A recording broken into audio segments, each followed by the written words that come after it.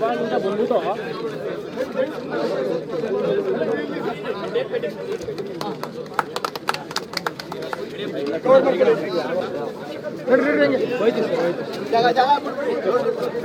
ಒಂಚೂರು ಜಾಗ ಸ್ವಲ್ಪ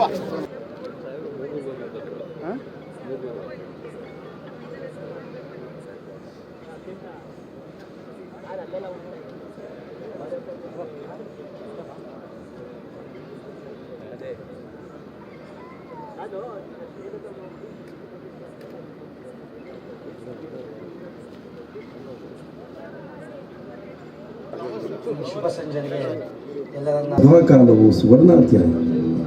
ಕರ್ನಾಟಕ ಹಲವು ಪ್ರಥಮಗಳ ತವರು. ಸಮಸ್ತ ಕನ್ನಡಿಗರ ಅಭ್ಯುದಯವೇ ನಮ್ಮ ನಾಡಿನ ಹೆಮ್ಮೆಯ ಮುಖ್ಯಮಂತ್ರಿ ಸಿದ್ದರಾಮಯ್ಯನವರ ಉಸಿರು. ಅನ್ನರಾಮಯ್ಯ, ಯುದ್ಧರಾಮಯ್ಯ ಎಂಬೆಲ್ಲ ವಿಶೇಷಣಗಳಿಂದ ಗುರುತಿಸಲ್ಪಡುತ್ತಿರುವ ಸಿದ್ದರಾಮಯ್ಯನವರೀಗ ಕರ್ನಾಟಕದಲ್ಲಿ ಅತಿ ದೀರ್ಘಕಾಲ ಮುಖ್ಯಮಂತ್ರಿ ಪದವಿಯನ್ನು ಅತ್ಯಂತ ಸಮರ್ಥವಾಗಿ ನಿಭಾಯಿಸಿದ ಮೊದಲಿಗರೆಂಬ ಹಿರಿಮೆಯ ಗರಿ ಸಿದ್ದರಾಮಯ್ಯನವರ ಮುಡಿಗೇರಿದೆ.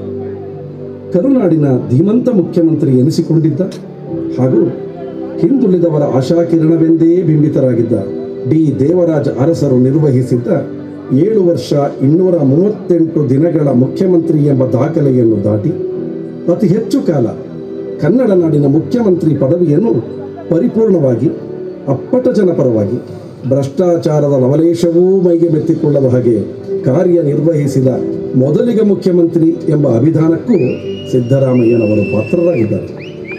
ಜನವರಿ 6, 2026ಕ್ಕೆ ಡಿ ದೇವರಾಜ ಅರಸರ ದಾಖಲೆಯನ್ನು ಮುರಿದು ಮುನ್ನಡೆಯಲ್ಲಿರುವ ಸಿದ್ದರಾಮಯ್ಯನವರು ಯಾವ ನಿಟ್ಟುಗಳಿಂದ ನೋಡಿದರೂ ಈ ನೆಲದ ಮಹಾನ್ ಹೆಮ್ಮೆ ಮತ್ತು ಒಂದು ಅರ್ಥದಲ್ಲಿ ಜನಮೂಲಕ್ಕೆ ಹತ್ತಿರವಾಗಿರುವ ನಿಜವಾದ ಕರ್ನಾಟಕ ರತ್ನ.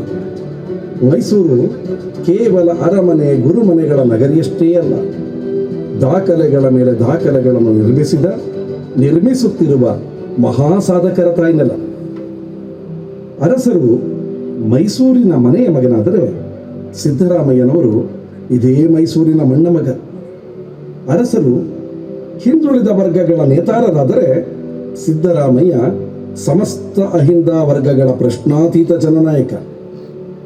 ಅರಸರು ಉಳುವವರೇ ನೆಲದೊಡೆಯರು ಎಂದು ಸಾರಿದರೆ ಕನ್ನಡ ನಾಡಿನ ಯಾರೊಬ್ಬರೂ ಹಸಿದು ಮಲಗಬಾರದು ಎಂದು ಅನ್ನಭಾಗ್ಯದ ಶಾಸನವನ್ನು ತಂದ ಧೀಮಂತ ಸಿದ್ದರಾಮಯ್ಯ. ಸಿದ್ದರಾಮನಹುಂಡಿ ಎಂಬ ಪುಟ್ಟ ಗ್ರಾಮದ ಬಡಹಟ್ಟಿಯಲ್ಲಿ ಹುಟ್ಟಿ ಮರಳಿನ ಮೇಲೆ ಅಕ್ಷರಗಳ